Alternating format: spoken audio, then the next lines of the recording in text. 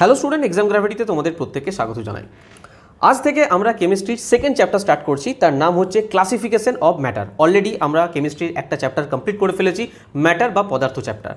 এই চ্যাপ্টারটা আমি পদার্থ বা ম্যাটার চ্যাপ্টারের সঙ্গেই করাতে পারতাম, কিন্তু আলাদা করে করাচ্ছি, তার বিশেষ কিছু কারণ আছে। যখন পড়াবো তোমরা নিজেরাই বুঝতে পারবে। যারা নতুন তাদেরকে বলে রাখি যে আমাদের ফিজিক্স এবং বায়োলজির ক্লাস টোটাল কমপ্লিট হয়ে গেছে, আমাদের প্লেলিস্ট পুরো বানানো আছে। তোমরা সেখানে পরপর সিকোয়েন্সে সমস্ত ভিডিও দেখতে পারবে, সেখানেই তোমরা এই সমস্ত ক্লাস সমস্ত পরপর পেয়ে যাবে। আজকে আমাদের ক্লাসিফিকেশন অফ ম্যাটারের পার্ট 1 পড়ব এবং ক্লাস নাম্বার 72, অতি গুরুত্বপূর্ণ চ্যাপ্টার। একদম সমস্ত কিছু নিয়ে চলবো আমরা। প্রিভিয়াস ইয়ার কোশ্চেন কী এসেছে আমরা পড়বো, টোটাল থিওরি পড়বো, ছবির মাধ্যমে, অ্যানিমেশনের মাধ্যমে পুরো ডিটেলসে পড়বো, ঠিক আছে? আর সত্যি কথা বলতে ম্যাটার চ্যাপ্টারটা না অনেকটা বড় চ্যাপ্টার। এটা কোথাও না কোথাও ম্যাটার চ্যাপ্টারই একটা পার্ট বলতে পারো। আর এখান থেকে না প্রচুর প্রশ্ন এসছে। অনেকে বলবে যে স্যার এই চ্যাপ্টারটা তো বাদ দিয়ে দিয়েছে, এই চ্যাপ্টারটা ছেড়ে দিয়েছে, ওই চ্যাপ্টারটা করে দিয়েছে। দেখো, আমি তোমাদের বারবার বলছি, আমি এখানে যারা আমাদের ব্যাচে আছো বা যারা ইউটিউবে পড়ছো, আমি এখানে যা করাবো তার বাইরে কোনো কোশ্চেন যাবে না। তোমরা নিশ্চিন্তে পড়ো, কি আছে না আছে সব আমার উপরে ছেড়ে দাও। কেউ যদি মনে করো যে স্যার এটা তো নতুন এনসিইআরটিতে তো এই চ্যাপ্টারটা নেই, বাদ দিয়ে দিয়েছে, তো তারা সিম্পল তারা ক্লাস করো না, তারা পড়ো না। যখন কোশ্চেন আসবে তোমরা নিজেরাই বুঝতে পারবে যেখান থেকে কোশ্চেন আসছে কি আসছে না, ঠিক আছে? তো নতুন পুরনো নিয়ে বেশি কনফিউজ থেকো না, আমাদের সমস্ত পড়তে হবে, নতুনও পড়তে হবে, পুরনো পড়তে হবে। যদি কেউ রিস্ক নিতে চাও যে এটা স্যার নতুনে নেই, নতুনে স্যার অন্যরকম আছে, এই আছে সেই আছে, তো তারা ক্লাস করো না, কোনো অসুবিধা নেই, ঠিক আছে? কিন্তু যারা সিরিয়াস আছো, যারা মনে করছো যে আমার একটা নাম্বারে যেন সায়েন্সের এদিক থেকে ওদিক না হয়, তারা কিন্তু এই ক্লাসটা খুব মনোযোগ সহকারে করবে। যা পড়াবো তার বাইরে কোশ্চেন আসবে না, আমি আগেও বলেছি। ওকে, তো চলো আজকে ক্লাস শুরু করা যাক। ক্লাসিফিকেশন অফ ম্যাটার, পদার্থের শ্রেণীবিভাগ। দেখো, তোমাদের মাথায় সর্বপ্রথম একটা প্রশ্ন আসবে যে স্যার এটা পদার্থের শ্রেণীবিভাগ। তো আমরা আগের ক্লাসে যে পদার্থের শ্রেণীবিভাগ করলাম, কী শ্রেণীবিভাগ করেছিলাম? 1 নম্বরে বলেছিলাম যে পদার্থ তরল, ফার্স্টে কঠিন, 2 নম্বরে তরল এবং 3 নম্বরে গ্যাসীয়। স্যার এই 3 অবস্থায় থাকতে পারে, 3 অবস্থায় থাকতে পারে, আমরা আগের ক্লাসে পড়েছিলাম। তো স্যার এখানে আলাদা শ্রেণীবিভাগ কী হবে? দেখো, এই যে 3টে আমরা শ্রেণীবিভাগ করেছিলাম না, এগুলো বলতে পারো ভৌত অবস্থা। পদার্থের যে শ্রেণীবিভাগ, ভৌত শ্রেণীবিভাগ বা ভৌত অবস্থা এগুলো। স্যার ভৌত অবস্থা বলতে যেগুলো আমরা বাইরে থেকে দেখে চিনতে পারি। আচ্ছা, এখানে এটা কঠিন, আমরা বাইরে থেকে, আরে দেখো, তোমাকে যদি একটা লোহার রড দেয়, তোমাকে কি প্রমাণ করতে হবে যে এটা তরল না গ্যাসীয় না কঠিন? তোমরা বাইরে থেকে দেখেই বুঝতে পারবে স্যার এটা লোহার রড মানে কঠিন। ধরো তোমাকে কেউ 1 বোতল জল দিল, তো জলটাকে বাইরে থেকে দেখে বুঝতে পারবো না যে এটা তরল? আমরা বাইরে থেকে দেখে বুঝতে পারবো, ধরো ধূপের থেকে গ্যাস উঠছে, তো সেটা আপনি বুঝতে পারবো না গ্যাস। তো এগুলো বাইরে থেকে দেখে পরিবর্তন বুঝতে পারা যায়, বা এক অবস্থা থেকে অন্য অবস্থাতে নিয়ে আসা যায়। মানে কঠিন থেকে চাইলে আমি তরলে আনতে পারবো, তরল থেকে চাইলে আমি গ্যাসই হতে আনতে পারবো, বা কঠিন থেকে গ্যাসই হতে আনতে পারবো। এগুলো আমার চেঞ্জেবল, অবস্থার পরিবর্তন করতে পারবো, ঠিক কি না? তো এগুলো হচ্ছে ওই জন্য ভৌত অবস্থা। কিন্তু আজকে তোমাদের যেটা আমি পড়াবো সেটা হচ্ছে রাসায়নিক শ্রেণীবিভাগ। এটা ভৌত শ্রেণীবিভাগ পড়েছিলাম আমরা, এবার আমরা পড়বো রাসায়নিক শ্রেণীবিভাগ। স্যার রাসায়নিক শ্রেণীবিভাগ কি? রাসায়নিক শ্রেণীবিভাগ হচ্ছে যে সেই পদার্থটার ভেতরে যে মলিকিউল আছে, যে অ্যাটম আছে, তার মধ্যে কিছু পরিবর্তন, মানে সেটা কিন্তু আর নতুন করে সেই অবস্থা থেকে ফিরে আসবে না। পড়বো আমরা একে করে কী কী শ্রেণীবিভাগ আছে, তার মধ্যে কী হয়, কীভাবে চেঞ্জেবল হয়, আমরা সমস্ত কিছু পড়বো। তোমরা শুধু এইটুকু একটা কনসেপ্ট জেনে রাখো যে এটা হচ্ছে পদার্থের ভৌত অবস্থা। আজকে আমরা পড়বো রাসায়নিক অবস্থা। রাসায়নিক যে শ্রেণীবিভাগ, রাসায়নিক ব্যাপারটা হচ্ছে যে তার ভেতরের মলিকিউলের পরিবর্তন হবে, হ্যাঁ, তার স্ট্রাকচারের পরিবর্তন হবে, এবং সেই পরিবর্তনটা কোনোভাবেই ফিরিয়ে আনা যাবে না। এটা যেমন কঠিন থেকে তরল বা তরল থেকে গ্যাসীয় হচ্ছে, তেমনি ওই যে পরিবর্তন হবে, যে কটা শ্রেণীবিভাগ থাক না কেন, মানে একটা থেকে একটাই পরিবর্তন করা যাবে না। বোঝা গেল? তো আজকে আমার আগে পড়েছিলাম ভৌত অবস্থা, ভৌত পরিবর্তন বা ভৌত শ্রেণীবিভাগ। আজকে পড়বো আমরা রাসায়নিক শ্রেণীবিভাগ। তাহলে এইটুকু বোঝা গেল না যে আমরা পদার্থের শ্রেণীবিভাগ এখানে পড়বোটা কি। চলো দেখো, আমরা পদার্থের রাসায়নিক শ্রেণীবিন্যাস পড়বো। দেখো, আমি এই যে স্লাইডটা আমি পড়াবো না, এই স্লাইডটাকে খুব ভালো করে লক্ষ্য করো, তাহলে ম্যাক্সিমাম চ্যাপ্টার না এখানেই কমপ্লিট হয়ে যাবে। আর বিশ্বাস করো, প্রিভিয়াস ইয়ারে কোশ্চেন করাবো, প্রচুর পরিমাণে প্রশ্ন এসেছে। আজকে যে চ্যাপ্টারটা আমি পড়াচ্ছি, মানে পদার্থ চ্যাপ্টারটা থেকেই প্রচুর প্রশ্ন আসে, এবং যে টপিকটা আজকে পড়াচ্ছি এটা থেকে ভরে ভরে প্রশ্ন এসছে, মানে হিউজ পরিমাণ কোশ্চেন এসছে, ঠিক আছে? একটা কোশ্চেনও বাদ যাবে না যদি কিনা ভালো করে চ্যাপ্টারটা তোমরা বুঝতে পারো। দেখো, প্রথমত পদার্থ, একে আমরা প্রধানত দুটো ভাগে ভাগ করতে পারি। একটা হচ্ছে বিশুদ্ধ পদার্থ যেটাকে বলবো আমরা পিওর সাবস্টেন্স। আর একটা ভাগ হচ্ছে মিশ্রণ। কি ভাগ হচ্ছে? মিশ্রণ। একদম ছবির মাধ্যমে দেখাবো, তার আগে জিনিসটা বুঝে নাও। পদার্থকে আমরা 2 ভাগে ভাগ করতে পারবো, একটা হচ্ছে বিশুদ্ধ আর একটা হচ্ছে মিশ্রণ, ঠিক আছে স্যার? আরেকটা ভাগ আছে, এই যে বিশুদ্ধ পদার্থ না, এই বিশুদ্ধ পদার্থকে আমরা দুটো ভাগে ভাগ করতে পারি। একটা হচ্ছে মৌল, মৌল মানে হচ্ছে এলিমেন্ট, আরেকটা হচ্ছে যৌগ মানে হচ্ছে যেটাকে বলে কম্পাউন্ড। ঠিক আছে, একটা হচ্ছে মৌল, একটা হচ্ছে যৌগ।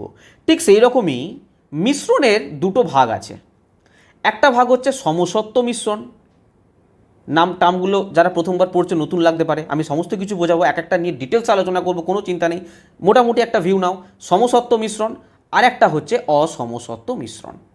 বাংলা স্পেলিং ভুল থাকতে পারে, দেখে নেবে তোমরা পরে। মিশ্রণের দুটো ভাগ, সমসত্ব আর অসমসত্ব। সমসত্ব মানে হচ্ছে হোমোজিনিয়াস মিক্সচার, আর একটা হচ্ছে কি একটা হোমোজিনিয়াস আর একটা হেটারোজিনিয়াস। হোমোজিনিয়াসকে বাংলায় বলা হয় সমসত্ব, আর হেটারোজিনিয়াসকে বাংলায় বলা হয় অসমসত্ব। ঠিক আছে, দেখো বিশুদ্ধ পদার্থকে যে দুটো ভাগে ভাগ করছে মৌল আর যৌগ, এই দুটো সম্বন্ধে আমরা আগে ধারণা নেব। আগে আসছে আমি মৌলতে। মৌল কি? আরে মৌল মানে হচ্ছে এলিমেন্ট। এই জিনিসটা কি? দেখো, যে জিনিসটাকে ভাঙার মানে কি বলবো, মানে সরল পদার্থে আর পরিণত করতে পারবে না, মানে আর ভাঙতে পারবে না, আর ভাঙতে পারবে না। মানে মৌল হচ্ছে তাদেরকেই বলবো, আমি সোজা ভাষায় বলছি, তারপর আমি ডিটেলসে বোঝাবো। মৌল হচ্ছে যাকে আর ভাঙতে পারবে না, তাকে কোনোভাবেই রাসায়নিক উপায়ে কোনোভাবেই তাকে ভাঙতে পারবে না, তাকে আর সরল পদার্থে পরিণত করতে পারবে না। ঠিক আছে, আচ্ছা আমি দুটোর মধ্যে কম্প্যারিজন করবো, তারপরে আরও ভালো বুঝতে পারবে। যৌগ কি? যৌগ হচ্ছে এই যে মৌল, দুই বা ততোধিক মৌল যখন একসঙ্গে জুড়ে যাবে তখন কি তৈরি করবে না? যৌগ তৈরি করবে। ঠিক আছে, যেমন দেখো আমি একটা এক্সাম্পলের সাথে বোঝাই। যদি আমি বলি যে মৌল হচ্ছে এফির বাংলা হচ্ছে কি, আমরা এমনি নর্মাল ভাষায় বলছি লোহা। আমি যদি লোহাকে চাই এটাকে ভেঙে আমি সরল পদার্থে পরিণতি করতে পারবো না। তোমরা বলবে স্যার লোহাকে তো ভাঙা যায়। আমি সেই ভাঙার কথা বলছি না। আমাদের কেমিস্ট্রির ভাষাতে, আমাদের রসায়নের ভাষাতে আমাদের বিশুদ্ধ পদার্থ এর মানে আলাদা। বিশুদ্ধ পদার্থ মানে তোমরা বলবে স্যার আমরা যে পিওর, আমরা ধরো সাপোজ বলছি সকালবেলা মর্নিং ওয়াক করতে গেছি, প্রচুর গার্ডেনের মধ্যে গেছি, আমরা পিওর হাওয়া নিচ্ছি, তো আমরা বলছি স্যার পুরো পিওর অক্সিজেন আমরা গ্রহণ করছি, স্যার আমরা পুরো পিওর খাবার খাচ্ছি, পুরো জমির শাকসবজি খাচ্ছি। দেখো ওই পিওরের মানে হচ্ছে আলাদা, আর আমাদের কেমিস্ট্রিতে রসায়নের পিওরের মানে হচ্ছে আলাদা। ঠিক আছে, আমাদের কেমিস্ট্রিতে বিশুদ্ধ পদার্থ বলতে আমরা ওই অর্থে বুঝি না যে অর্থে আমরা মানে বুঝি আর কি, যে পিওর ঘি, পিওর খাবার, পিওর অক্সিজেন, পিওর বাতাস, ওই অর্থে কিন্তু বুঝি না। আমরা এখানে পিওর বিশুদ্ধ বলতে আমরা দুটো জিনিসকে বুঝবো, যে মৌল আর যৌগ। ঠিক আছে, তো আমি মৌল বলতে যাকে সরল পদার্থে ভাঙতে পারবো না, মানে লোহা, আমি একে সরল পদার্থে কী করে ভাঙবো? ভাঙতেই পারবো না। কিন্তু আমি যদি যৌগের কথা বলি, দেখো আমি একটা এক্সাম্পল নিচ্ছি, NaCl। স্যার NaCl কি? এটা হচ্ছে সোডিয়াম ক্লোরাইড, মানে আমরা যে খাবার লবণ খাই, খাদ্য লবণ, সেটা সংকেত হচ্ছে এটা। যদি আমি একে চাই, একে কি ভাঙতে পারবো? হ্যাঁ স্যার ভাঙতে পারবো। মানে দুটো পদার্থ নিয়ে তৈরি হচ্ছে, দুটো পদার্থ, একটা Na সোডিয়াম আর একটা হচ্ছে Cl ক্লোরিন। তো এখানে আমি যদি একে ভাঙি, আমি দুটো পদার্থ আলাদা আলাদা পাচ্ছি কি পাচ্ছি না? পাচ্ছি। কিন্তু আমি একে আমি ভাঙতে পারবো। ধরো বললাম অক্সিজেন, আমি একে ভাঙতে পারবো? আর একে ভাঙতে পারবো না। কিন্তু আমি যদি বলি CO2, স্যার একে ভাঙতে পারবো, কার্বন প্লাস অক্সিজেন, আমি দুটো ভাগে ভাঙতে পারছি। তো যে জিনিসটাকে আমরা ভাঙতে পারবো, দুবার ভাঙতে পারবো, সেই জিনিসটাকে আমরা কি বলবো? যৌগ। আর যে জিনিসটাকে আর সরল পদার্থে ভাঙা যাবে না, একদম শেষ পরিণতি, তাকে আমরা কি বলবো? মৌল। বলো মিনিমাম একটুকু বোঝা গেছে? বিশাল ডিটেলসে যাও দরকার, একটু বোঝা গেছে? হ্যাঁ স্যার বোঝা গেছে। এবার দেখো আমি কি বললাম, যে এই যৌগ জিনিসটা কিন্তু আকাশ থেকে পড়ে না। যৌগ কোথা থেকে তৈরি হয়?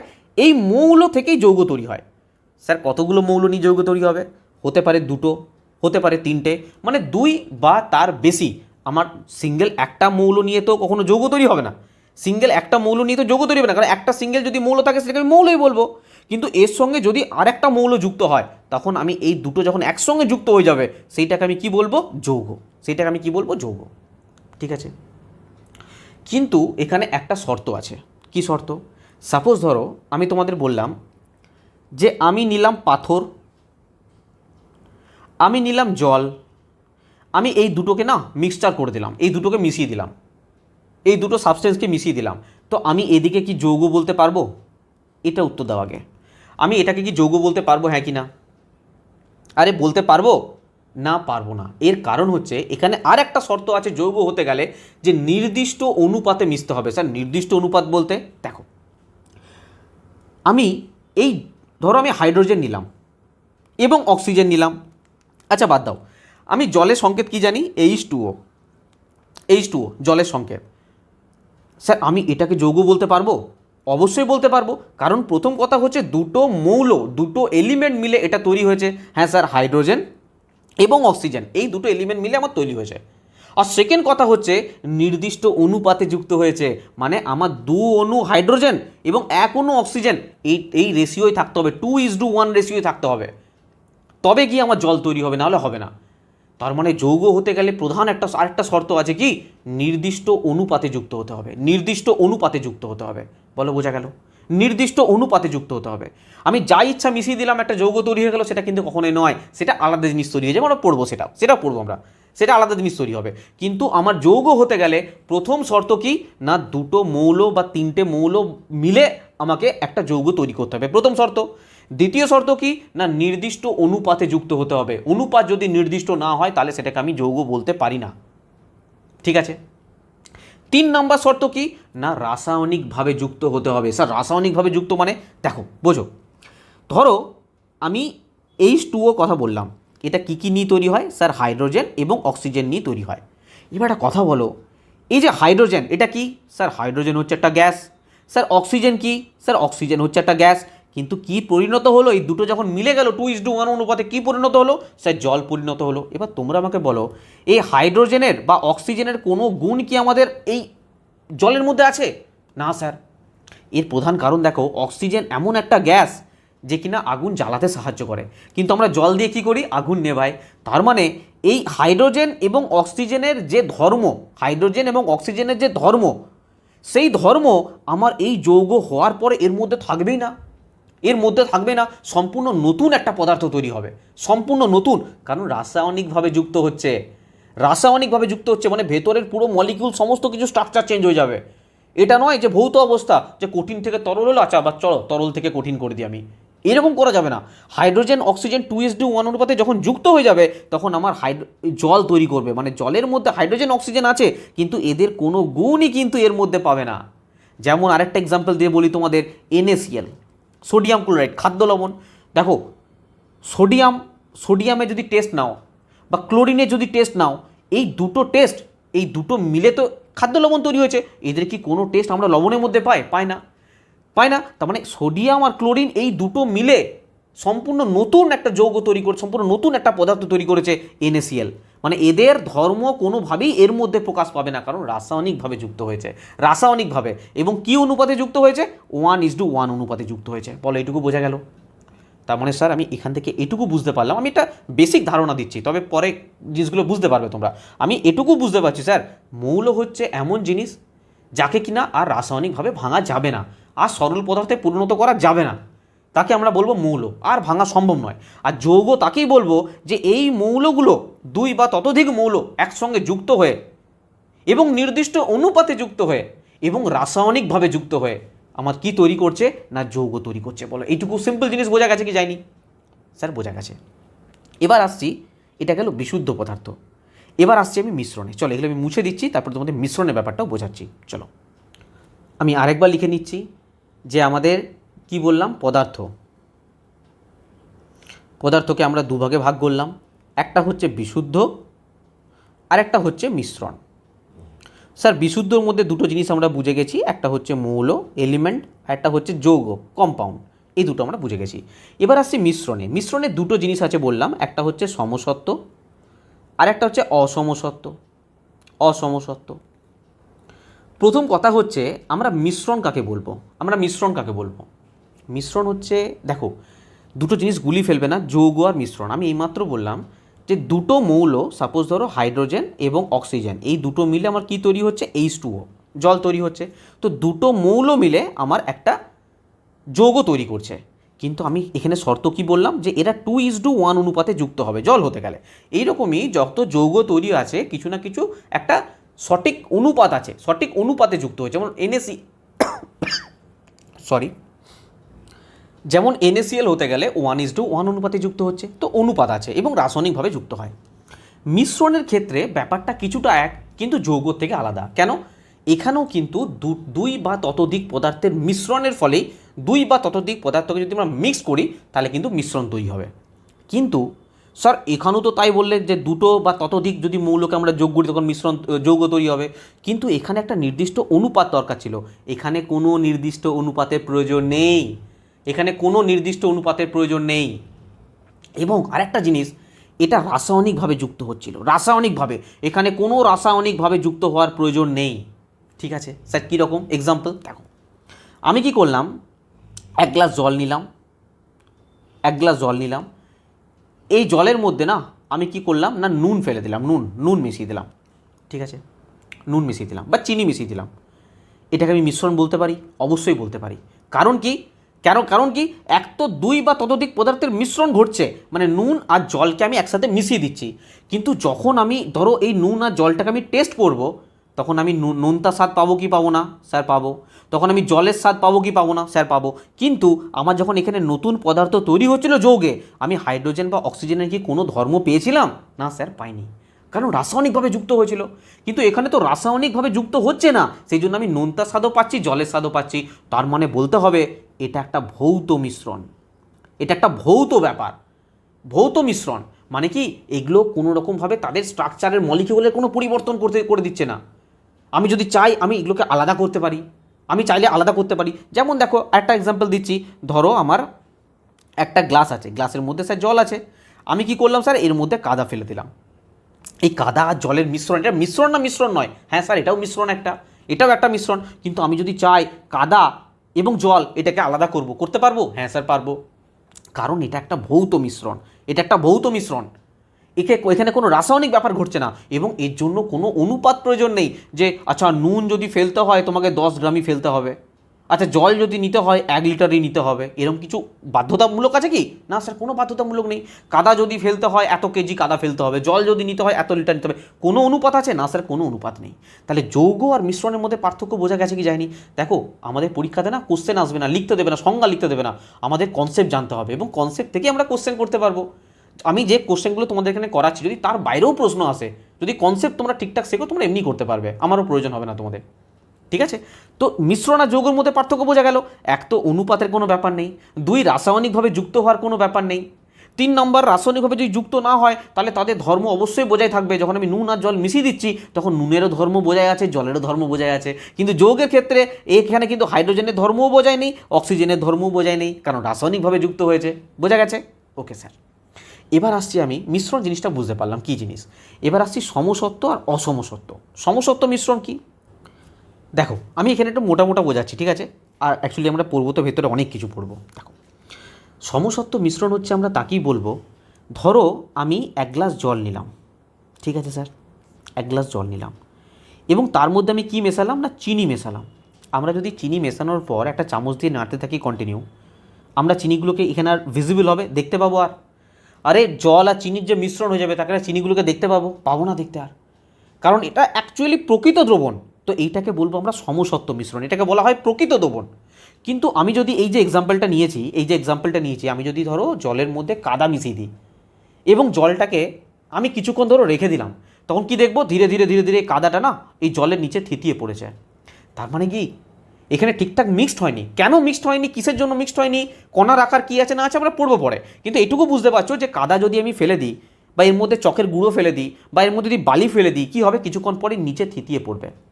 এই জিনিসটা হচ্ছে অসমসত্ব মিশ্রণ। তাহলে এই সমসত্ব মিশ্রণ যে চিনি আর জল যে একসঙ্গে মিশে যাচ্ছে, আমরা চিনি খালি চোখে দেখতে পাবো আর কোনোভাবেই পাবো না, কারণ স্যার এর মধ্যে টোটালি মিশে গেছে চিনি। আর কেন মিশে যায় আমি আগের ক্লাসে ম্যাটারে পড়েছি, তাই এখানে আলোচনা করবো না। তো এখানে মিশে যায় পুরোপুরি, তো এটাকে বলা হয় সমসত্ব, প্রকৃত দ্রবণ, অ্যাকচুয়াল দ্রবণ। কিন্তু কাদা ফেলে দিলে কি হবে, সেই কাদাটা জলের উপর একটা ঘোলাটে রং ধারণ করবে, কিছুক্ষণ পর ধীরে ধীরে ধীরে ধীরে কী হবে, কাদাটা যেহেতু ভারী এই জলের নিচে আস্তে আস্তে থিতিয়ে পড়বে। এটাকে বলবো অসমসত্ব মিশ্রণ। বলো বোঝা গেছে? এই হেটারোজিনিয়াস বা অসমসত্ব মিশ্রণেরও দুটো ভাগ আছে, কোলয়েড আর সাসপেনশন। এখানে আলোচনা করবো না, ব্যাপারটাকে পুরো তোমরা গুলিয়ে ফেলবে। আমরা যখন এক এক করে পড়তে থাকবো, প্রথমে আমরা মৌল সম্বন্ধে জানবো আরও কিছু, আমরা যৌগ সম্বন্ধে জানবো আরও কিছু, অনেক এক্সাম্পল জানতে হবে আমাদেরকে। তারপরে আমরা মিশ্রণ সম্বন্ধে জানবো, তারপরে আমরা সমসত্ব মিশ্রণ সম্বন্ধে জানবো, সমসত্ব মিশ্রণের কী কী ধর্ম আছে সেগুলোকে জানবো। অসমসত্ব মিশ্রণ কি আছে আমরা ছবির মাধ্যমে পড়বো। তার দুটো ভাগ আছে, কোলোয়েড এবং সাসপেনশন। সেই দুটো জিনিস কি, সেই দুটো জিনিস আমাদের ডিটেলসে পড়তে হবে। এগুলোকে আমরা আলাদা করব কি করে, ধরো মিশ্রণের মধ্যে কিছু একটা আমি মিশিয়ে দিলাম, সেই পদ্ধতি কি আছে আলাদা করার, সেই সম্বন্ধে জানবো। তো এই সমস্ত ডিটেলসে জানবো, কিন্তু এখন তোমরা কি পেলে, একটা বেসিক ধারণা পেলে। তাহলে স্যার আমরা প্রথমে কি পড়বো, আমরা প্রথমে পড়বো মৌল। মৌল আর মৌল সম্বন্ধে তোমাদের কাছে আইডিয়া মিনিমাম একটা আছে, একদম আকাশ থেকে পড়বে না। চলো তাহলে আমরা প্রথম স্টার্ট করছি মৌল দিয়ে।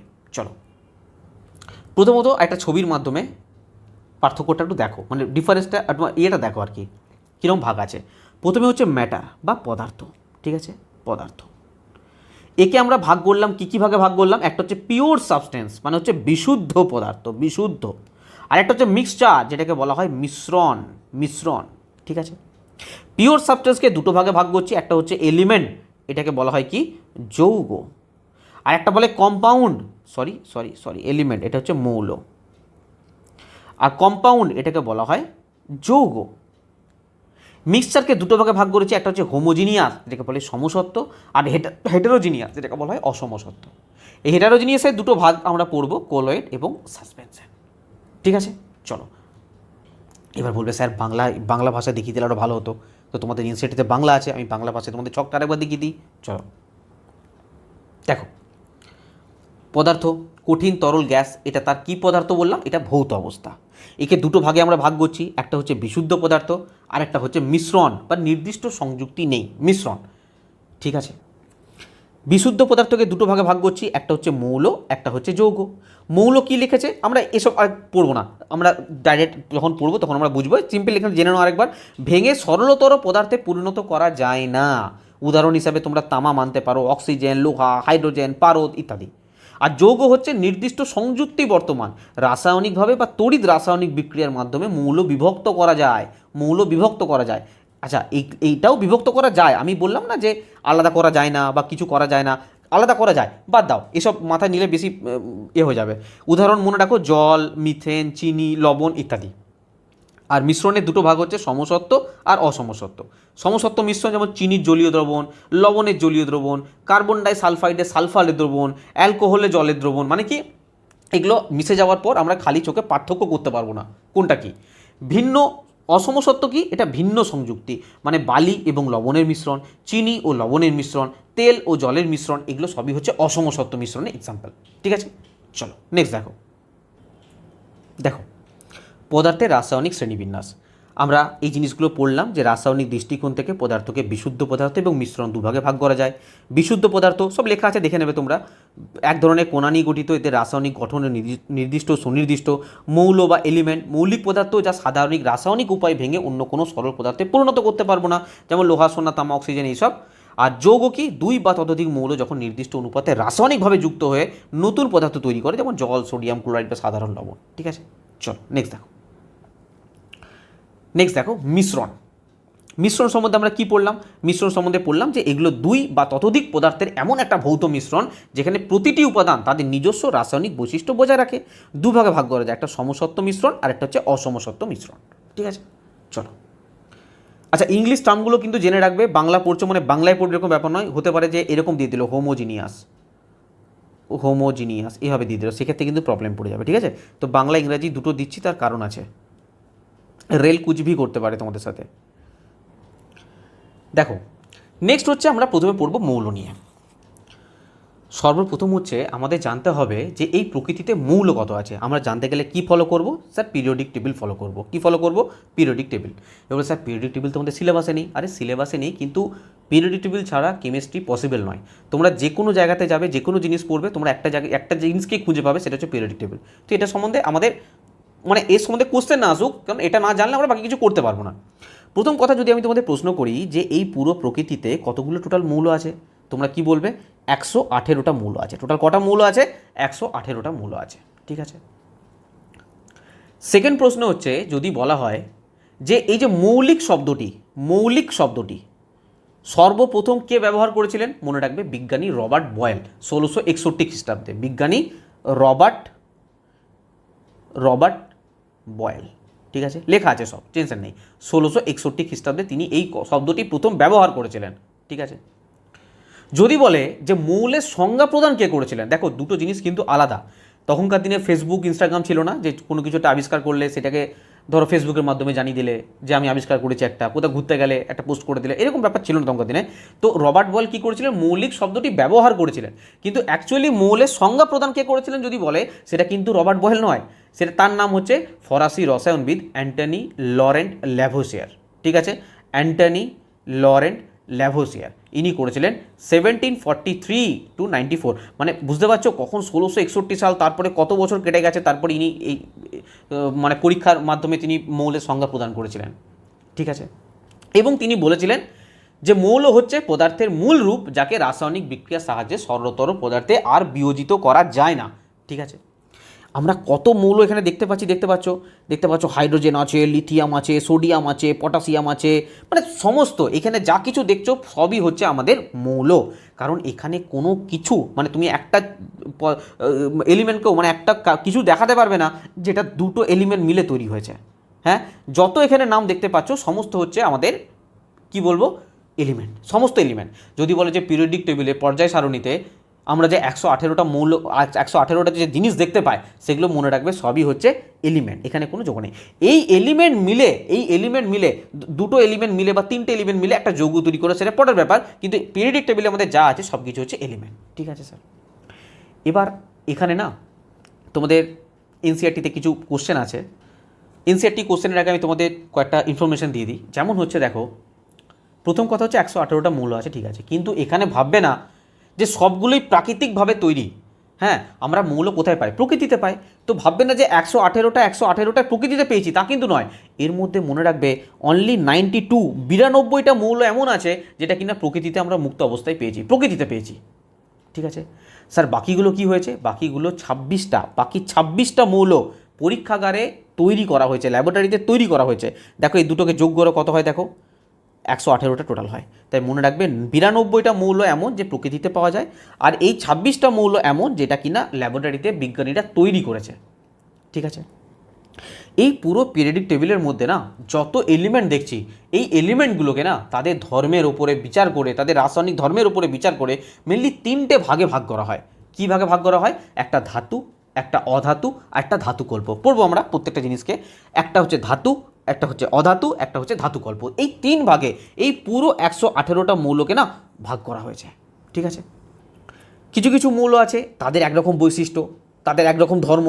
কিছু কিছু মৌল আছে তাদের একরকম ধর্ম বৈশিষ্ট্য, কিছু কিছু মৌল আছে একরকম বৈশিষ্ট্য। তো এইগুলোর ওপরে যাদের আলাদা কী কী আলাদা আলাদা বৈশিষ্ট্য আছে তাদেরকে ধাতু বলেছি, তাদের ওই ধাতুর মতো বৈশিষ্ট্য নেই তাদেরকে আমি অধাতু বলেছি। আবার কিছু কিছু মৌল আছে ধাতুর মতনও কিছু বৈশিষ্ট্য আছে, অধাতুর মতনও কিছু বৈশিষ্ট্য আছে, তাদেরকে আমরা ধাতুকল্প বলেছি। ঠিক আছে, আমরা এক এক করে পড়বো ধাতু, অধাতু, ধাতুকল্প কী কী আছে না আছে। আচ্ছা, আরেকটা জিনিস তোমাদের এনসিইআরটিতে, আচ্ছা এনসিইআরটিতে আমি পরে আসছি, এখানে কি কোশ্চেন আছে দেখো। এনসিইআরটিতে না পরিষ্কার বলেছে যে 100টিরও বেশি তোমাদের মৌল জানা আছে, কিন্তু আমরা এখন জানি যে 118টা মৌল আছে। ঠিক আছে, ওখানে 92 প্রকৃতিতে যে 92টা মৌল পেয়েছি সে ব্যাপারে উল্লেখ করা আছে। যদি তোমাদের প্রশ্ন আসে, দেখো এখানে না অনেক এলিমেন্ট আছে গ্যাসীয় অবস্থায় আছে, অনেক এলিমেন্ট আছে তরল অবস্থায় আছে, অনেক এলিমেন্ট আছে কঠিন অবস্থায় আছে। বোঝা গেল? এমনটা নয় যে এখানে সমস্ত এলিমেন্ট কঠিন অবস্থায় পাবে, মৌল কঠিন অবস্থায় পাবে, বা সমস্ত এলিমেন্ট গ্যাসীয় অবস্থায় থাকবে বা তরল অবস্থায়, এরকম নয়। কিছু কিছু মৌল আছে তারা তরল অবস্থায় থাকে, কিছু কিছু মৌল কঠিন, কিছু কিছু মৌল গ্যাসীয়। যদি বলে যে রুম টেম্পারেচারে, ঘরের উষ্ণতায় গ্যাসীয় অবস্থায় থাকে টোটাল কটা মৌল, এই যে 118টা মৌলের মধ্যে টোটাল কটা মৌল রুম টেম্পারেচারে গ্যাসীয় অবস্থায় থাকে, বলবে 11টা মৌল। কটা মৌল বলবে? 11টা মৌল, মনে থাকবে। আচ্ছা, যদি বলে রুম টেম্পারেচারে তরল অবস্থায় থাকে এরকম কটা মৌল আছে, বলবে 2টো মৌল। আমরা পড়বো পরে, পারদ এবং ব্রোমিন। পারদ এবং ব্রোমিন, ধাতু অধাতু পরে জানবো, এখন শুধু এইটুকু জেনে রাখো পারদ ব্রোমিন এই 2টো মৌল আছে কি রুম টেম্পারেচারে তরল অবস্থায় থাকে। ঠিক আছে, আচ্ছা যদি বলে যে ঘরের যে উষ্ণতা রুম টেম্পারেচার তার থেকে যদি আমি আরেকটু টেম্পারেচার বাড়িয়ে দিই, সামান্য অধিক উষ্ণতায়, এমন 2টো মৌল বলো যেগুলো তরল অবস্থায় থাকে। তোমরা নাম দুটো বলবে, একটা বলবে গ্যালিয়াম, একটা বলবে সিজিয়াম। কি বলবে? গ্যালিয়াম এবং সিজিয়াম, লেখা আছে সব, দেখিয়ে দেবো। গ্যালিয়াম আর সিজিয়াম এই 118টার মধ্যে এমন দুটো মৌল যে কিনা রুম টেম্পারেচারের থেকে যদি একটু বেশি টেম্পারেচার পায়, অধিক উষ্ণতা পায়, উষ্ণতাটা কত? 303 কেলভিন। 303 কেলভিন। কেলভিন বলে ঘাবড়ে যেও না, আগের দিন ক্লাসে আমি পড়েছি তোমাদের সেলসিয়াস, ফারেনহাইট, কেলভিন কী করে কী পার্থক্য করবে। তো 303 কেলভিন উষ্ণতাতে এই গ্যালিয়াম আর সিজিয়াম এই দুটো কি হয় না তরল অবস্থায় থাকে। এই দুটো তো নর্মাল রুম টেম্পারেচারে থাকে, এই দুটোর কথা বললাম, পারদ এবং ব্রোমিন। নর্মাল রুম টেম্পারেচার, সেখানে তরল অবস্থায় আছে, কিন্তু গ্যালিয়াম সিজিয়ামের জন্য একটু বেশি টেম্পারেচার লাগে, সেটা মনে রাখবে 303 কেলভিন। ঠিক আছে? তো আমি এই যে জিনিসগুলো বললাম সেই জিনিসগুলো একবার দেখিয়ে দিই, তারপর আমরা ধাতু, অধাতু, ধাতুকল্প এই জিনিসগুলো নিয়ে আলোচনা করব। চলো দেখো, মৌল সম্বন্ধে আমরা এই জিনিসগুলো বললাম তোমাদেরকে। মৌল বিজ্ঞানী রবার্ট বয়েল 1661 খ্রিস্টাব্দে প্রথম মৌলিক শব্দটি ব্যবহার করেন। ফরাসি রসায়নবিদ অ্যান্টনি লরেন্ট ল্যাভোসিয়ার ইনি 1743-94 সর্বপ্রথম পরীক্ষালব্ধ উপায়ে মৌলের সংজ্ঞা প্রদান করেছিলেন। তার মতে মৌল হচ্ছে পদার্থের মূল রূপ, যাকে রাসায়নিক বিক্রিয়ার সাহায্যে সরলতর পদার্থে বিয়োজিত করা যায় না। মনে থাকবে, এটা হচ্ছে মৌল। চলো নেক্সট দেখো। চলো বলছে, এখনও পর্যন্ত বিজ্ঞানীরা মোট 118টা মৌলের খোঁজ পেয়েছে। প্রকৃতিতে প্রাপ্ত মৌল হচ্ছে 92টা এবং মানব নির্মিত বা সিনথেটিক মৌল বলে বাকি 26টা মৌল পরীক্ষাগারে তৈরি করা হয়েছে। সমস্ত মৌলকে মানে 118টা তাদের রাসায়নিক ধর্মের উপরে ভিত্তি করে 3টে ভাগে ভাগ করা হয়েছে। 3টে ভাগে কি কি? ধাতু, অধাতু এবং ধাতুকল্প। বলো এখনও পর্যন্ত কোনো সমস্যা আছে এই পয়েন্টগুলো নিয়ে? এখনও পর্যন্ত এই প্রত্যেকটা পয়েন্ট ইম্পর্টেন্ট, এই প্রত্যেকটা থেকে তোমরা কোশ্চেন দেখতে পাবে। ঠিক আছে? চলো নেক্সট দেখো। নেক্সট আমরা পড়ব ধাতু সম্পর্কে। এই যে 118টা মৌল আছে, কিসের এমন ধর্মের, কিসের বৈশিষ্ট্যতে বললো যে এগুলো হচ্ছে ধাতু, এগুলো অধাতু? কিছু তো বৈশিষ্ট্য আছে। স্যার কী কী বৈশিষ্ট্য আছে? দেখো, প্রথম কথা হচ্ছে ধাতু হতে গেলে প্রথম শর্ত সেই জিনিসটাকে উজ্জ্বল হতে হবে। উজ্জ্বলতা নেই, কিছু নেই, আমি সেটা ধাতু বলতে পারি না। প্রথম শর্ত হচ্ছে উজ্জ্বল হতে হবে। ঠিক আছে স্যার? স্যার 2 নম্বর শর্ত কী আছে? 2 নম্বর শর্ত হচ্ছে এই ধাতু তাপ এবং তড়িতে সুপরিবাহী হতে হবে। স্যার মানে কি না, যদি এর মধ্য দিয়ে তড়িৎ প্রবাহ হয় তাহলে যেন তড়িৎ ঠিকঠাক প্রবাহ হয়। যদি আমি একটা সাইড ধরো আমি হিট দিলাম, এই সাইডটা ধরো আমি হিট দিলাম, আমার অপর সাইডটা যেন কি হয়? গরম হয়ে ওঠে, হিট পায়। তার মানে তাপেরও সুপরিবাহী হতে হবে। তাপ এবং তড়িৎ এই দুটো সুপরিবাহী হতে হবে, তবে আমি সেটাকে বলতে পারবো ধাতু। ধরো আমি এদিকে কোনো কারণে হিট দিচ্ছি কিন্তু এদিকে গরমই হচ্ছে না, সেটাকে আমি ধাতু বলতে পারবো না, কারণ হিটের সরবরাহ হচ্ছে না, হিটের পরিবাহী ঠিকঠাক হচ্ছে না, পরিবহন হচ্ছে না ঠিকঠাক। বা আমি ধরো কারেন্ট ফ্লো করছি কিন্তু এ সাইড দিয়ে কারেন্টই যাচ্ছে না, তো আমি সেটাকে বলতে পারবো? সেটাকে আমি ধাতু বলতে পারবো? স্যার পারবো না। আচ্ছা কেন হয় না হয় আমি এত ডিটেলসে যাচ্ছি না। কেন ইলেকট্রিক কারেন্ট ফ্লো হয়, কেন হিট ফ্লো হয়, কেন, এগুলো আমরা ইলেকট্রিসিটিতে পড়েওছি যদিও। চলো স্যার, আর কোনো শর্ত আছে? হ্যাঁ স্যার আছে। 3 নম্বর শর্ত হচ্ছে এর প্রসারণশীলতা। আমার বাংলা যদি ভুল হয় তোমরা দেখবে। প্রসারণশীলতা মানে অ্যাকচুয়ালি দেখো, যারা ইঞ্জিনিয়ারিং পড়েছে এখানে তারা জানো, আমরা মেলেবিলিটি পড়েছি, আমরা ডাক্টিলিটি পড়েছি। ঠিক আছে? এগুলো বুঝতে অনেক বেশি সুবিধা। যারা হয়তো সায়েন্সের ব্যাকগ্রাউন্ড নেই বা যারা ইঞ্জিনিয়ারিং পড়েনি বা কিছু, তাদেরও সমস্যা কিছু নেই। প্রসারণশীলতা এরকম একটা জিনিস যেটাকে মানে টেনে একটা লম্বা তারে পরিণত করতে পারবো। মানে জিনিসটা ভেঙে যাবে না। বা এটাকে অনেক জায়গাতে নমনীয়তাও বলে থাকে। হ্যাঁ, এই বাংলাটা একটু চেক করবে প্লিজ। নমনীয়তা বলে থাকে, মানে ইংলিশে এটাকে বলে ডাক্টিলিটি বলা হয়। কি বলা হয়? ডাক্টিলিটি মানে হচ্ছে আমি একটা পদার্থকে, ধরো একটা পদার্থ আছে, আমি এটাকে যখন টানছি, দু সাইড দিয়ে টানছি না, এটা একটা লম্বা তারে পরিণত হবে নাকি ভেঙে যাবে। কিছু কিছু পদার্থ হয় কি ভেঙে যায়, টানতে গেলে ভেঙে যায় বা প্রেশার দিলে ভেঙে যায়। কিন্তু দেখবে আমরা যেমন সোনা, গোল্ড, একে কি করতে পারি? একে দেখো, দুটো জিনিস আছে, দুটো জিনিসকে গুলি ফেলবে না। একটা হচ্ছে মেলেবিলিটি আর একটা হচ্ছে ডাক্টিলিটি। কি বললাম? একটা হচ্ছে মেলেবিলিটি, একটা হচ্ছে ডাক্টিলিটি। দুটো জিনিস এক নয়। ডাক্টিলিটি মানে হচ্ছে ভঙ্গুরতা, মানে আমি একটা পদার্থকে ধরো টেনে লম্বা তারে পরিণত করতে পারছি, সেটাকে বলবো এর ডাক্টিলিটি ভালো, ডাক্টাইল মেটেরিয়াল। কিন্তু কাউকে আমি ধরো টানতে গেলাম, সেটা ধরো ভেঙে গেল, সেটাকে কি বলবো? ভঙ্গুর। তার মধ্যে সেই ডাক্টিলিটি ব্যাপারটা নেই। মানে সরি, ভঙ্গুরতাকে বলা যাবে না, একে ভঙ্গুরতা বলা যাবে না। ভঙ্গুরতা হচ্ছে ব্রিটেলনেস। মানে ধরো এই যে মেলেবিলিটি ক্ষেত্রে বলি, মেলেবিলিটি হচ্ছে ধরো আমি একটা সোনা নিলাম, ঠিক আছে, ধরো একটা সোনার বিস্কুট নিলাম, ঠিক আছে, ধরো একটা সোনা, এ একটা সোনা আছে, আমি যদি একে হাতুড়ি মারি, হাতুড়ি ঘা দিই, হাতুড়ি ঘা দিই, হাতুড়ি ঘা দিই, কী হবে? আরে কি হবে? এটা একটা পাতে পরিণত হবে। আমি যতটা ইচ্ছা একে পাতলা করতে পারি, তার জন্যই তো সোনার গয়না করা হয় না। সোনার গহনা কেন করা হয়, অর্নামেন্টস কেন করা হয়? কারণ একে আমি যে কোনো শেপ দিতে পারি। যখন আমি একে হাতুড়ি দিয়ে মারি, এটা ভেঙে যায় না, একে আমি যে কোনো শেপ দিতে পারি, ঠিক আছে, যে কোনো শেপ দিতে পারি। আমি পাতলা থেকে পাতলাতম শেপ দিতে পারি, যেভাবে ইচ্ছা এটাকে আমি লম্বা করতে পারি, যেভাবে ইচ্ছা আমি সেটাকে করতে পারি, মানে বিভিন্ন রকম শেপ দিতে পারি আর কি, ঠিক আছে। তো মনে রাখবে এই ধাতুর মধ্যে না ডাক্টিলিটি ভালো আছে, মানে ভঙ্গুর নয়, জিনিসটা ভেঙে যাবে এরকম নয়, মানে হাতুড়ি দিয়ে মারলাম ভেঙে যাবে না, এটা কি হবে? লম্বা পাতে পরিণত হবে, একটা পাতে পরিণত হবে, থিন সিটে পরিণত হবে। এবং ডাক্টিলিটি যেটা বললাম, যে এটাকে টানলে পরে একটা লম্বা তারে পরিণত হবে, মাঝখান থেকে কোনো রকমের ভেঙে যাওয়ার কোনো সিস্টেম নেই আর কি, বোঝা গেছে জিনিসটা? তো প্রসারণশীলতা বলো বা নমনীয়তা বলো, যেটাই বলো না কেন, ধাতুর মধ্যে এই জিনিসটা থাকবে আর কি, ঠিক আছে। আর কি হবে স্যার? 4 নম্বর পয়েন্ট, আরেকটা শর্ত থাকতে হবে, যদি আমি একে ঘা দিই, আঘাত করি, তাহলে যেন ধ্বনির সৃষ্টি হয়, মানে উচ্চনাদ, এটাকে বলা হয় উচ্চনাদ। উচ্চনাদ মানে ধরো এটা একটা ধাতু আছে, আমি যদি হাতুড়ি দিয়ে ঘা দিলাম, তো একটা রিন রিন, মানে রিন রিনের শব্দ বলে এটাকে, মানে ঘা দিলে যেন টং করে আওয়াজ হয়, সাউন্ড হয়, আঘাত করলে যেন ধ্বনি সৃষ্টি করতে পারে, উচ্চনাদ বিশিষ্ট হয়, তাহলে আমি বলবো ধাতু। আর ধরো আঘাত করলাম আর কোনো আওয়াজই হলো না, সেটাকে বলবো ধাতু। তুমি ধরো একটা পেপার রেখেছো, পেপার, বা একটা ধরো শার্ট রেখেছো, শার্ট, একটা ধরো শার্ট আছে, শার্ট, তুমি কি করলে এটাকে ধরো হাতুড়ি দিয়ে ঘা দিলে, এই শার্টটা কোনো আওয়াজ দেবে? দেবে না। ধরো একটা লোহার রড আছে, এই লোহার রডটাকে তুমি আঘাত করো, দেখো একটা সাউন্ড উৎপন্ন হবে। বা একটা স্টিলের রড আছে, তুমি আঘাত করো, দেখো সাউন্ড উৎপন্ন হবে। হ্যাঁ, তার মানে আওয়াজ যেন হয়, ঠিক আছে। এক্সাম্পল হিসেবে মনে রাখবে যে দেখো আরেকটা জিনিস কি, ম্যাক্সিমাম ধাতু না কঠিন অবস্থায় থাকে। এক্সাম্পল হিসেবে সোনা বলো, রূপা বলো, তামা বলো, লোহা বলো, ঠিক আছে, এগুলো সমস্ত কিছু এই অবস্থা থাকে। কিন্তু এক্সাম্পল মানে একটা ব্যতিক্রম আছে, কি ব্যতিক্রম? পারদ। পারদ কি স্যার? পারদ হচ্ছে একটা ধাতু, কিন্তু এ রুম টেম্পারেচারে না তরল অবস্থায় থাকে, রুম টেম্পারেচারে এ তরল অবস্থায় থাকে, এ একমাত্র ব্যতিক্রম। না হলে তোমরা ধাতুকে সাধারণত কী অবস্থায় দেখতে পাবে? কঠিন অবস্থায় দেখতে পাবে। আমরা যে কোনো ধাতুকে আমাদের রুম টেম্পারেচারে কী অবস্থায় দেখতে পাই? কঠিন অবস্থায় দেখতে পাই। একমাত্র পারদ হচ্ছে ব্যতিক্রম, যে কিনা তরল অবস্থায় থাকে। বলো, বোঝা গেল ধাতু সম্বন্ধে? একটু আইডিয়া পেয়েছো কি পাওনি? চলো, যেগুলো বললাম তোমাদের একবার দেখিয়ে দিই।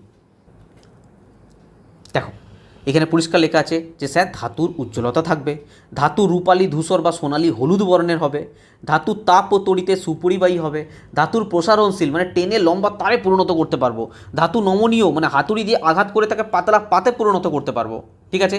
আবার বলছি, পাতলা পাতে পরিণত করার যে ব্যাপারটা, এটাকে বলা হয় মেলেবিলিটি, মেলেবিলিটি, ঠিক আছে। আর এই যে টেনে লম্বা তারে পরিণত করার ব্যাপারটা, এটাকে বলা হয় ডাকটিলিটি। যে যত ভালো ডাকটাইল মেটেরিয়াল, তাকে তত তুমি টেনে লম্বা তারে পরিণত করতে পারবে। বোঝা গেল? এটা হচ্ছে ডাকটিলিটি। দুটো জিনিসকে গুলি ফেলবে না, ডাকটিলিটি, ঠিক আছে। আর এটা কি কি বললাম? মেলেবিলিটি, মেলেবিলিটি, ঠিক আছে। ধাতু উচ্চনাদ বিশিষ্ট হয়, আঘাত করলে ধ্বনির সৃষ্টি করে। উদাহরণ আর ব্যতিক্রম দুটো জেনে রাখো। ধাতু রুম টেম্পারেচারে কঠিন অবস্থায় থাকে, বললাম সোনা, রূপা, তামা, লোহা, সোডিয়াম, পটাশিয়াম। কিন্তু পারদ একমাত্র ধাতু যেটা কিনা ঘরের উষ্ণতায় তরল অবস্থায় থাকে। চলো নেক্সট আমরা জানবো অধাতুর সম্পর্কে। দেখো অধাতুর মধ্যে ঠিক ধাতুর উল্টো গুণগুলো থাকবে। স্যার কীরকম গুণ? প্রথম কথা হচ্ছে, ধাতু যেমন একটা উজ্জ্বল বর্ণের থাকবে, এই উজ্জ্বল বর্ণের হবে না, উজ্জ্বল বর্ণের হবে না, বিভিন্ন রকম বর্ণ হবে। আমি 2 নম্বরে কথা বলতে পারি, যেমন যেমন ধরো অধাতু হিসাবে কাদেরকে বলবো? যারা ধরো হাইড্রোজেন, ধরো অক্সিজেন, ধরো আয়োডিন, তো এরা হচ্ছে অধাতু। যেমন হচ্ছে কার্বন, কার্বন, কার্বন, ঠিক আছে। এরা কি উজ্জ্বল বর্ণের হবে? না, উজ্জ্বল বর্ণের হবে না। এরা কি হবে? বিভিন্ন বর্ণের হতে পারে, ঠিক আছে। 2 নম্বর পয়েন্ট মনে রাখবে যে অধাতু ধাতু যেমন তাপ ও তড়িতে সুপরিবাহী, এ তাপ ও তড়িতে সুপরিবাহী নয়, এরও ব্যতিক্রম আছে। গ্রাফাইট অধাতু কিন্তু তড়িতে সুপরিবাহী, ঠিক আছে। চলো 3 নাম্বার হচ্ছে অধাতুগুলো কি হবে বললাম? অনুজ্জ্বল হবে। এবং আরেকটা পয়েন্ট, ধাতু যেমন বললাম আঘাত করলে একটা রিডরিনের শব্দ উৎপন্ন হবে, একটা আওয়াজ উৎপন্ন হবে, কিন্তু এদেরকে যদি আঘাত করা হয়, এ কোনোভাবেই কি হয় না? আওয়াজ উৎপন্ন হবে না, মানে উচ্চ নাদী হয় না। ওদিকে বললাম উচ্চ নাদী, এরা উচ্চ নাদী হয় না, আওয়াজই উৎপন্ন হয় না। ওখানে যে বললাম না নমনীয়, প্রসারণশীলতা, তো এখানে এই পয়েন্টগুলো পাবো না। ডাকটাইল ম্যাটেরিয়াল নয় এরা, নট ডাকটাইল। এবং মেলিয়েবিলিটি নেই, এদিকে ব্রিটেল বলা হয়, ব্রিটেল, ভঙ্গুর, হালকা আঘাত লাগলে ভেঙে যাবে। ঠিক আছে, উদাহরণ হিসেবে মনে রাখবে অধাতু হাইড্রোজেন, অক্সিজেন, আয়োডিন, কার্বন। কার্বনের যেমন কার্বনের মধ্যে আমরা কয়লা দেখতে পাই, কোক দেখতে পাই। ঠিক আছে, তো ব্রোমিন, ক্লোরিন, এগুলো হচ্ছে অধাতু সমস্ত। চলো দেখে নিই একবার, যেগুলো বললাম একবার দেখে নাও। অধাতু বিভিন্ন বর্ণের হয়। অধাতু তাপ ও তড়িতের কুপরিবাহী। অধাতু অনুজ্জ্বল। অধাতু উচ্চনাদী বা নমনীয় হয় না। অধাতুর এক্সাম্পল মনে রাখবে হাইড্রোজেন, অক্সিজেন, আয়োডিন, কার্বন, কয়লা, ব্রোমিন, ক্লোরিন ইত্যাদি।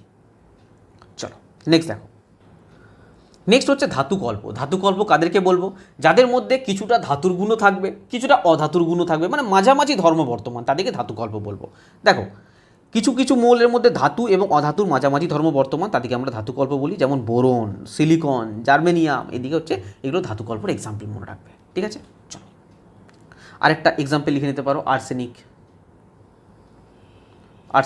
এগুলো হচ্ছে সব ধাতুকল্প। দেখো এনসিইআরটিতে কিছু নোট আছে, তোমাদের বলে দিয়েছি জিনিসগুলো। এখনও পর্যন্ত 100টির বেশি মৌল জানা গেছে, সব বলে দিয়েছি তোমাদেরকে। বেশিরভাগ মৌলই কঠিন। 11টি মৌল ঘরের উষ্ণতাতে গ্যাসীয় অবস্থায় থাকে। পারদ এবং ব্রোমিন দুটি ঘরের উষ্ণতায় তরল অবস্থায় থাকে। গ্যালিয়াম এবং সিজিয়াম মৌল দুটি ঘরের উষ্ণতা থেকে সামান্য অধিক উষ্ণতায়, মানে 303 কেলভিন টেম্পারেচারে তরল অবস্থায় থাকে। এগুলো তোমাদের আগেই আমি বলে দিয়েছি। ঠিক আছে, চলো এদের মধ্যে আবার পার্থক্যটা একবার ভালো করে জেনে নিই, তাহলে আরও সুন্দর করে আমরা বুঝতে পারবো। দেখো, পার্থক্য যেগুলো পড়লাম সেগুলোই তোমরা পাবে। বিদ্যুৎ ও তাপ পরিবাহিতার ক্ষেত্রে এরা সুপরিবাহী, এরা কুপরিবাহী, আর এরা কি অর্ধ পরিবাহী, সেমি কন্ডাক্টার। যেহেতু ধাতু অধাতু দুজনকারই গুণ আছে, তার জন্য এরা সেমি কন্ডাক্টার, অর্ধ পরিবাহী।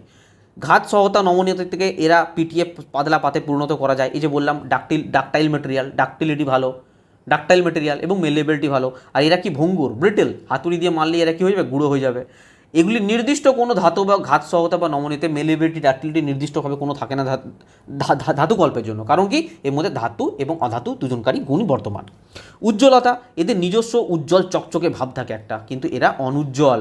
যেমন হিরে, আয়োডিন, এটা ব্যতিক্রম। হিরে, আয়োডিন এরা অধাতু, কিন্তু এদের মধ্যে উজ্জ্বলতা থাকে, এটা ব্যতিক্রম। এটা ভাববে না যে হিরে চকচক করছে বলে এটা ধাতু, তা কিন্তু নয়। ঠিক আছে, ব্যতিক্রম এটা। ধাতুকল্পের মধ্যে কিছু কিছু মৌলের ক্ষেত্রে হালকা ধাতব উজ্জ্বলতা দেখা যায়। ভৌত অবস্থা, ঘরের তাপমাত্রায় এরা কঠিন অবস্থায় থাকে, ব্যতিক্রম বলেছি পারদ। আর অধাতুর ক্ষেত্রে কঠিন কিংবা গ্যাসীয় অবস্থায় থাকতে পারে, ব্যতিক্রম ব্রোমিন কি, তরল অধাতু, ব্রোমিন তরল অধাতু। এই লাইনটা কিন্তু মনে রাখবে। অধাতু যেমন ধাতুর ক্ষেত্রে সাধারণ অবস্থায় রুম টেম্পারেচারে কঠিন অবস্থায় থাকে, অধাতুর ক্ষেত্রে কিন্তু তরল পাবে না। কি পাবে, কঠিন এবং গ্যাসীয় রুম টেম্পারেচারে। একমাত্র ব্রোমিন সে তরল অধাতু। ঠিক আছে, এছাড়া কিন্তু তরল অধাতু পাবে না। আচ্ছা, এক্ষেত্রেও তাই, এখানে তরল ধাতু কিছুই পাবে না একমাত্র পারদ ছাড়া। আর এগুলো সাধারণত ঘরের টেম্পারেচারে কঠিন পদার্থই থাকে। ঠিক আছে, চলো নেক্সট দেখো, আরও আছে। এই 4টে পার্থক্য বোঝা গেল। নেক্সট দেখো, শব্দ উৎপাদন করতে পারে এরা, সোনোরিটি যেটাকে বলা হয়, সোনোরিটি। উচ্চ নাদী বলছিলাম না, সোনোরিটি। আঘাত করলে বিশেষ ঋণে শব্দ উৎপন্ন হয়, উচ্চ নাদী। আঘাত করলে কোনো শব্দই উৎপন্ন হয় না। আর ধাতুকল্পে আঘাত করলে ধাতুর মতো স্পষ্ট শব্দ উৎপন্ন করে না। উদাহরণ মনে রাখবে, লোহা, সোনা, তামা, সোডিয়াম, পারদ এরা। অধাতুর মধ্যে oxygen, nitrogen, carbon, chlorine, bromine এরা। ধাতুকল্পের মধ্যে সিলিকন, জার্মেনিয়াম, বোরন, আর্সেনিক এরা। বলো, ধাতুকল্প এবং অধাতু এর মধ্যে পার্থক্য বুঝতে পেরেছো? আমাদের এখানে না মৌল সম্বন্ধে যা পড়ছিলাম, মৌলর ব্যাপারটা এখানে কমপ্লিট হয়ে গেল। মৌল সম্বন্ধে যা প্রশ্ন আসবে এর মধ্যে আসবে। ঠিক আছে, তাহলে মৌল যদি হয়ে যায়, এরপর আমরা কি পড়বো, যৌগ। আমরা প্রথমেই বলেছিলাম না যে পিওর সাবস্টেন্স, বিশুদ্ধ পদার্থের দুটো ভাগ, মৌল আর যৌগ। তো মৌল পড়লাম, এবার আমরা নেক্সট পড়বো যৌগ। চলো নেক্সট স্লাইড দেখো। যৌগ সম্বন্ধে আমরা আগেই কিছুটা ধারণা পেয়েছি। স্যার কী ধারণা পেয়েছি? প্রথম কথা হচ্ছে, 1 নম্বর শর্ত হচ্ছে 2 বা ততোধিক মৌল যুক্ত হয়ে একটা যৌগ উৎপন্ন করবে। এখানে কি থাকবে, এটা একটা এলিমেন্ট, এটা একটা এলিমেন্ট, কি তৈরি করবে, যৌগ তৈরি করবে। যেমন হাইড্রোজেন এবং অক্সিজেন এই দুটো মিলে কি তৈরি করে, স্যার আমার জল তৈরি করে। প্রথম শর্ত তো এটা। 2 নম্বর শর্ত কি থাকবে, স্যার 2 নম্বর শর্ত হচ্ছে নির্দিষ্ট অনুপাতে। যেমন দেখো এখানে 2:1 অনুপাতে যুক্ত হয়ে জল তৈরি হয়েছে। তো দ্বিতীয় শর্ত কি, নির্দিষ্ট অনুপাতে যুক্ত হতে হবে। হ্যাঁ, আর 3 নম্বর কি, রাসায়নিকভাবে যুক্ত হতে হবে। কীভাবে, রাসায়নিকভাবে। মানে এই যে হাইড্রোজেন এবং অক্সিজেনের কোনো গুণই এই জলের মধ্যে তুমি পাবে না। বোঝা গেল? চলো দেখো, এখানে পরিষ্কার বলা আছে দুই বা ততোধিক মৌল পরস্পরের সহিত নির্দিষ্ট ওজন অনুপাতে রাসায়নিকভাবে যুক্ত হয়ে যে পদার্থ গঠন করে তাকে যৌগ বলে। ওয়াটার মলিকিউল দেখো, এই হাইড্রোজেন, দু অণু হাইড্রোজেন আর এক অণু অক্সিজেন মিলে কী তৈরি করলো, জল তৈরি করলো। কার্বন ডাইঅক্সাইডের ক্ষেত্রে দেখো, দু অণু অক্সিজেন এবং এক অণু কার্বন ডাইঅক্সাইড, মানে 2:1, কার্বন অনুপাত কত, 1, আর অক্সিজেন অনুপাত 2, তাহলে 1:2 অনুপাতে কী তৈরি হলো, কার্বন ডাইঅক্সাইড তৈরি হলো। মানে কার্বন ডাইঅক্সাইড একটা যৌগ, তার কারণ নির্দিষ্ট অনুপাত আছে, রাসায়নিকভাবে যুক্ত হয়েছে এবং দুই বা ততোধিক মৌল, এই অক্সিজেন একটা এলিমেন্ট, এই অক্সিজেন একটা এলিমেন্ট এবং কার্বন একটা এলিমেন্ট বা মৌল, এগুলো যুক্ত হয়ে কী তৈরি করলো, যৌগ তৈরি করলো। ঠিক আছে, এখানে আমাদের যৌগটাও পুরো কমপ্লিট হয়ে গেল। মানে মৌল এবং যৌগ সম্বন্ধে আমরা সমস্ত কিছু জেনে ফেলেছি, এর মধ্যে থেকে প্রশ্ন আসবে। ঠিক আছে, নেক্সট আমি কি স্টার্ট করব, আমাদের পিওর সাবস্টেন্স যেটা বিশুদ্ধ পদার্থ, তার মধ্যে মৌল যৌগ ছিল, কমপ্লিট হয়ে গেল। এবার আমরা কি স্টার্ট করব, মিশ্রণ। মিশ্রণের মধ্যে সমসত্ব, অসমসত্ব, অসমসত্বের ভাগ, এই পুরো জিনিসটা আমরা পড়বো। আজকে যদি স্টার্ট করি আমরা শেষ করতে পারবো না, তো আমরা নেক্সট ডে এটা স্টার্ট করব। তো নেক্সট ডে আমরা এই যেটা পড়লাম এবং আমরা যে মিশ্রণ পড়বো, অসমসত্ব, সমসত্ব, এই সমস্ত কিছু নিয়ে থিওরি পড়বো, প্লাস তার সঙ্গে সঙ্গে এই যা কিছু পড়লাম নেক্সট দিন আমরা প্রিভিয়াস ইয়ার কোশ্চেনের সঙ্গে দেখে নেবো যে অ্যাকচুয়ালি আমাদের কোশ্চেন ফাঁসছে কিনা, অ্যাকচুয়ালি আমাদের কোশ্চেন পরীক্ষাতে আসে কীরকম, আমরা সেটা নেক্সট ডে দেখে নেবো। ঠিক আছে, তো চলো আজকের ক্লাস এই পর্যন্তই। আর ক্লাস কেমন তোমাদের লাগছে বলো, কীভাবে পড়াচ্ছি, কি বুঝতে পারছো কি না, অবশ্যই যদি ভালো লাগে কমেন্ট করবে, বুঝতে পারবো যে হ্যাঁ আমার ক্লাস তোমাদের ভালো লাগছে। যদি ভালো লাগে লাইক করো, শেয়ার করো, বাস আর কিছু না। আরেকটা কথা বলে রাখি, যারা আমাদের ব্যাচে আসতে চাও আসতে পারো, আমাদের সায়েন্সের ফাউন্ডেশন ব্যাচ স্টার্ট হয়ে গেছে। রিসেন্টলি যে এলপি, টেকনিশিয়ান, যেই নেক্সট গ্রুপ ডি বেরোচ্ছে, সমস্ত কিছুর জন্য এই ব্যাচটা নিতে পারো। সিলেকশন ব্যাচ 2.0, সমস্ত কিছু করানো হবে। এর বাইরে তোমাদেরকে সিঙ্গেল কোনো কিছু করার প্রয়োজন নেই। Physics, chemistry, biology, environment, total theory class, previous year question, mock test, তার analysis, PDF, NCERT, numerical question, A to Z এখানে করানো হবে। এর বাইরে তোমাদেরকে কোনো কিছু ফলো করার বা কোনো বই কেনার কিছু প্রয়োজন নেই। এই ব্যাচের প্রাইস আছে অনলি 599, 599 টাকা। আর আমাদের ফুল ব্যাচ নিলে 899 টাকা প্রাইস আছে। আর আমাদের যদি কেউ প্রিভিয়াস ইয়ার পিডিএফ কালেক্ট করতে চাও, বই অ্যাভেলেবেল নেই এই মুহূর্তে, তো পিডিএফ যদি নিতে চাও তো নিতে পারো। সায়েন্সের এবং ম্যাথের অ্যাভেলেবেল আছে। নেওয়ার জন্য সিম্পল তোমরা এই নাম্বারে কল বা হোয়াটসঅ্যাপ করবে, আমি কিউআর কোড দিয়ে দেবো। যেটা নিতে চাও হোয়াটসঅ্যাপে বলবে, কিউআর কোড দেবো, পেমেন্ট করে স্ক্রিনশট দেবে। কোর্স চাইলে কোর্সে অ্যাড করে দেবো, পিডিএফ চাইলে পিডিএফ দিয়ে দেবো তোমাদের হোয়াটসঅ্যাপে। আদারওয়াইজ আমাদের এক্সাম গ্রাভিটি অ্যাপ্লিকেশন ইনস্টল করতে পারো। ইনস্টল করে তোমরা সিম্পল কোর্সের জন্য পেড কোর্সে ক্লিক করে তোমরা ডাইরেক্ট কোর্স নিতে পারো, অথবা স্টাডি মেটেরিয়াল থেকে তোমরা পিডিএফ বগেরা যা কিছু প্রয়োজন আছে এখান থেকে তোমরা নিতে পারো। আর যদি কোথাও কোনো কোয়ারি থাকে অবশ্যই এই নম্বরে কল বা হোয়াটসঅ্যাপ করবে। ঠিক আছে, আর টেলিগ্রাম গ্রুপে অবশ্যই যুক্ত থাকবে সব কিছু আপডেট পাওয়ার জন্য। টেলিগ্রাম গ্রুপ তোমরা ডাইরেক্ট টেলিগ্রামে গিয়ে সার্চ করতে পারো, অথবা আমাকে বলবে, আমি লিঙ্ক পাঠিয়ে দেবো, সিম্পল যুক্ত হয়ে যাবে। ওখানে সমস্ত রকম নতুন ক্লাসের আপডেট সমস্ত কিছু দেওয়া হয়। ঠিক আছে, তো চলো আজকের ক্লাস এই পর্যন্ত রাখছি। আর অতি অবশ্যই যদি ভালো লেগে থাকে তোমাদের জন্য আমি পরিশ্রম করার জন্য রেডি আছি, আমার সঙ্গে সঙ্গে তোমরা পরিশ্রম করছো আমি জানি। আর কন্টেন্ট, শুধু কন্টেন্টে ফোকাস করবো, কন্টেন্টের উপরে সমস্ত কিছু, তোমাদের কন্টেন্ট নিয়ে কিছু চিন্তা করতে হবে না। জাস্ট যদি ভালো লেগে থাকে একটাই রিকোয়েস্ট, কমেন্ট করবে, লাইক করবে, যদি সাবস্ক্রাইব না করে থাকো সাবস্ক্রাইব করে দেবে। ঠিক আছে, চলো পরের ক্লাসে আমরা নেক্সট যতদূর পর্যন্ত হলো তারপর থেকে আলোচনা করবো। আজকের মতো এই পর্যন্তই, থ্যাংক ইউ।